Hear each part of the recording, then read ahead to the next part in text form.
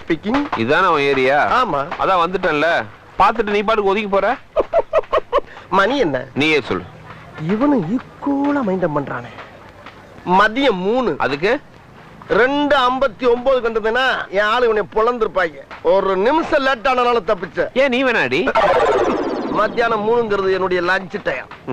இந்த நேரத்துல அன்னத்துல கை வைப்பன தவிர யாரு கன்னத்துல கை வைக்கிற பழக்கம் அடி எனக்கு எப்பயுமே கிடையாது. அதுக்காக அந்த அசட்டு தைரியத்தோட என் தெருவுக்கு வந்துடுறான். வந்தா அங்க நான் டயத்தை கீப் பண்ண மாட்டேன். ரொம்ப உக்கிரமா இருப்பேன். டேய், தெருவுக்கு வாடா, வாடா, நீ தெருவுக்கு வாடா. சொல்லிட்டு போ. வாடா, நீ அங்க வந்து வாடா, வாடா. சொல்லு. வாடா, நீ வாடா, நீ வாடா.